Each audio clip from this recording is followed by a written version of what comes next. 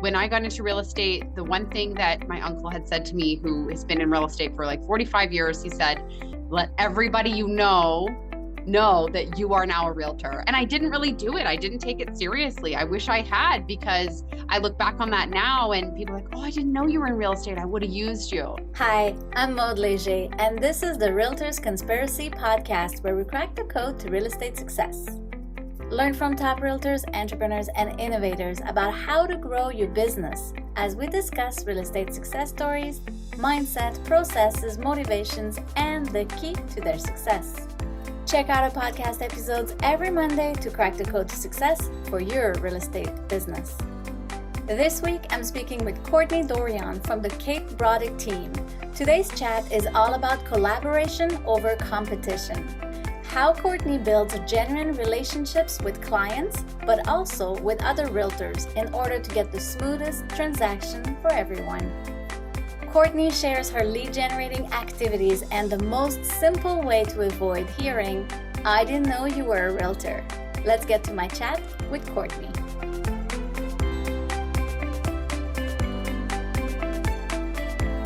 Hi, Courtney. Thanks for joining us on the episode today. Tell us, what is the key to your success? Hi, Mo. Thank you so much for inviting me on today. I would have to say that the key to my success is really the relationship building with clientele and with my colleagues as well. I think it helps the process go much smoother and enjoyable for everybody. Yeah. So how do you do that from both parts, from the client's perspective and from the coworker's perspective? So from the client's perspective, I think that, going the extra mile for each of them, looking into details that they wouldn't normally find, what's happening in the area of the property they're looking at, what type of schools are around that area, how it would best fit for them. And same thing in the listing side, making sure that you're really exposing them to everything, but also keeping that personal touch.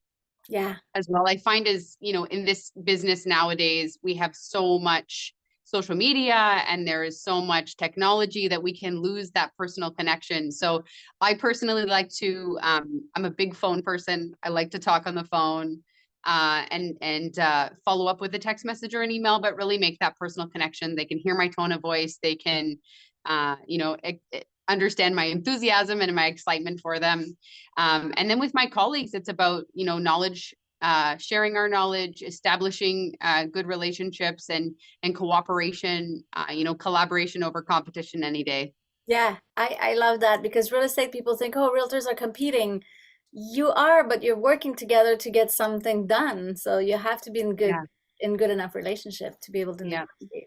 Always two sides to every deal. So nice. Yes, true. And then when you say you keep that personal touch, do you have any like systems or procedures for yourself to remind you, hey, I got to do 10 phone calls today, or what is it? How do you keep in touch like that? I am a big calendar utilizer. I really find that putting in those follow-up phone calls, time blocking that time in the morning or the afternoon to follow up with them, setting a day or two reminder after the phone calls. We're setting a coffee date and meeting them in person, and then following it up a couple of days later with a phone call for if there was any questions or information that they needed. So definitely utilizing my calendar, and I have a phenomenal leader at my team. So I'm learning a lot from her every day. Nice. That's amazing. You have lots of mentorship from your team. Let's talk about that. What are you getting out of the mentorship, or what is the key points that you didn't think you were going to learn as a realtor? Collaboration is such a huge thing. And 4 years ago, when I got into real estate, I thought that it was the competition. It was, I shouldn't be close with other people. I shouldn't let people into my inner circle. Whereas I found, especially being on this team and getting to work with all of these incredible people, that the knowledge that we share together and the experience collectively as a group, I think there's over 40 years of experience in our office alone. That's amazing. And so what I can provide to my client with that kind of knowledge, if I don't know something or I don't know someone, we share connections, we share experiences, and we also are there for each other emotionally and physically as well to support. A nice hug, a handshake, a high five. All of those things are super important. Yeah, a huge point to that is, how can you service your clients better if you don't know, is to have the backup knowledge, experience behind you. That's great. Absolutely. Yeah. So you did 4 years in real estate. What quality do you have that got you to where you are today? Well, I have been in real estate for 4 years. I have spent my first 3 years in real estate, not really doing real estate. I ended up getting pregnant in the beginning of my career, and I had all of my babies. So I'm just getting back into it now. But I would say it's the relationship building over time, keeping in connection with the people that I met through, organic interaction, and people I met through my sphere of influence, and just keeping those connections in place, calling people up, joining up with teams. I did a lot of volunteering in the community and stuff like that too. So getting myself out there, and but really it's really just the connection at the end of the day. Yeah. Yeah, that's true. How do you help, or what would you say to realtors who are afraid of the phone call or don't know how to start? What's your process there? So funny. So background story, before I got into real estate, I've been in sales for many years, but I got into real estate and I was heavily on the field before that. I did a lot of door knocking, a lot of face-to-face interaction. And then with the unprecedented times we've left, it's changed how everything goes. And so I myself actually struggled a bit with getting on the phone and calling people. Even if I knew them, it was like, okay, I want to make sure I'm saying the right stuff. I'm sounding, okay. Yeah. And I would say that, put the fear aside, because at the end of the day, you're always harder on yourself than everybody else is. And you can't really see how you perform as you're doing it, we'll say. I was a little bit nervous being my first podcast, Nice. but I'm sure it'll go okay. Yes, there you go. When you do phone calls like that, do you call only your sphere of influence, or do you call strangers or people you haven't spoke to? How do you manage both?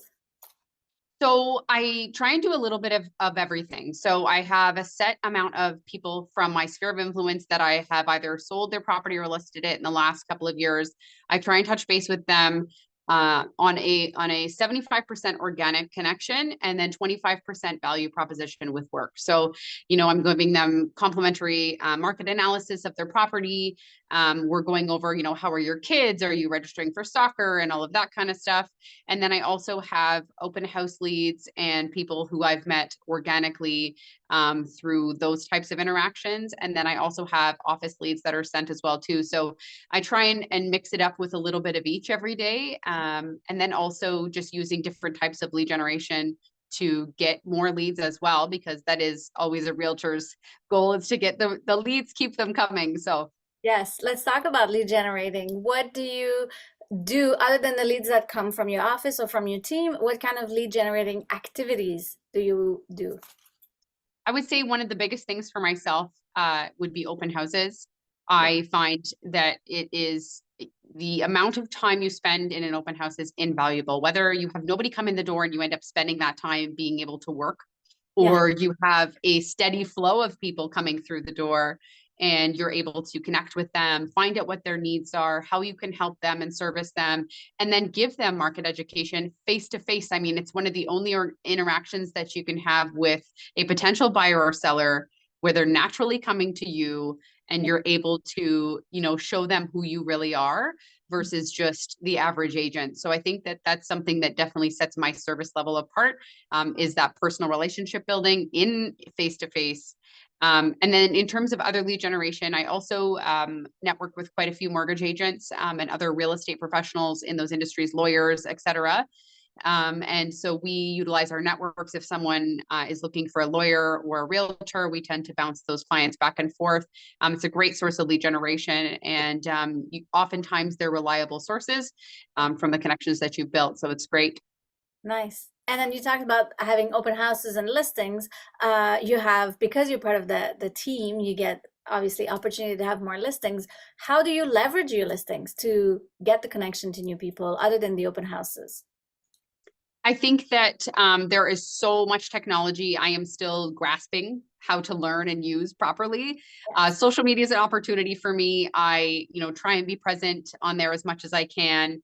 But I've got a young family, and I'm, trying to nail down the methodology to perfecting my business, and my time management is like no time. There's no extra time in the day. So Totally get that. I definitely trying to utilize, Google page services.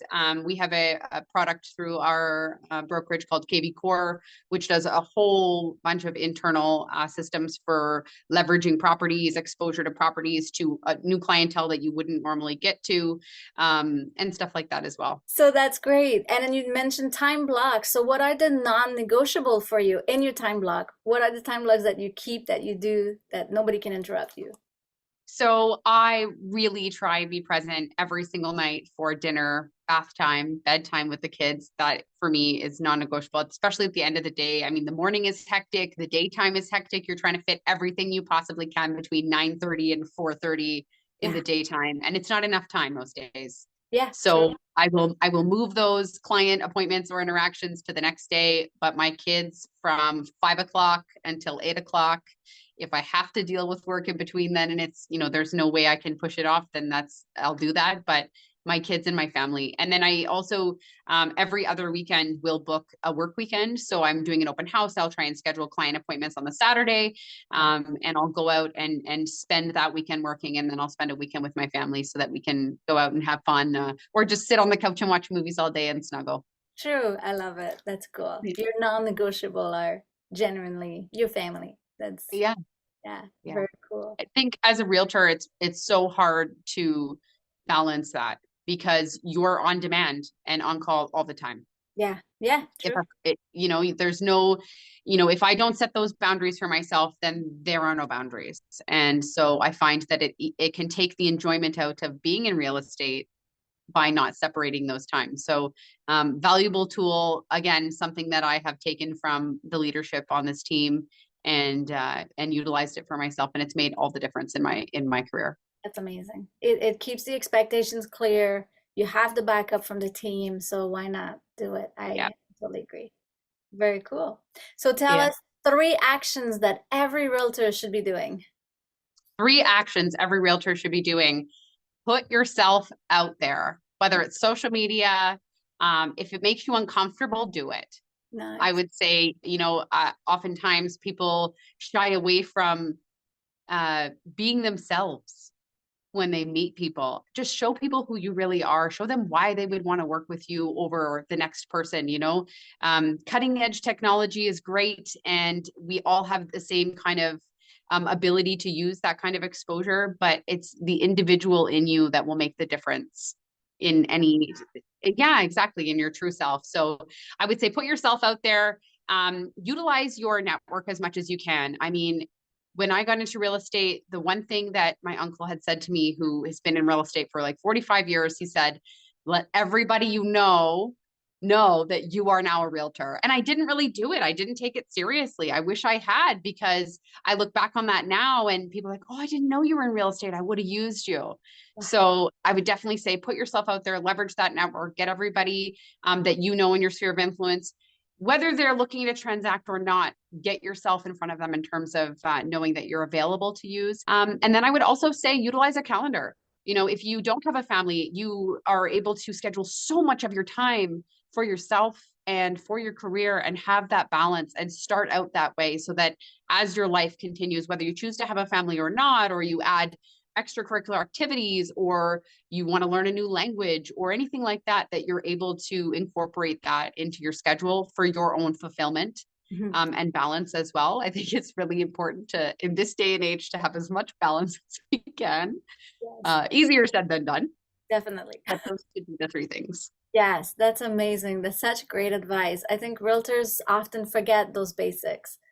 Like putting yourself out there. We hear so many times people say, oh, I lost the deal because people didn't know I was a realtor. And that's probably the biggest challenge and frustration in real estate. Yeah. And if I had to add one extra thing, I would say follow up. Nice. Okay. I would say that follow-up would be a huge opportunity in the past, and something that it continues to always be something you can work on. I mean, it gets a lot when you start having, a dozen to 2 dozen people to call in a day, and you get, 3 hours later on the phone, you've talked to half of them and you're like, oh my gosh, I have no more time today for this. So follow-up and scheduling that follow-up, using the calendar for that, creating your balance, all of those intertwined together. Yeah, I love it. Have your time for your calls, but also plan out some follow-up time in your time block as well. Very cool. And then tell us what's your best advice from your mentors, from the team? What's the best advice you received from them?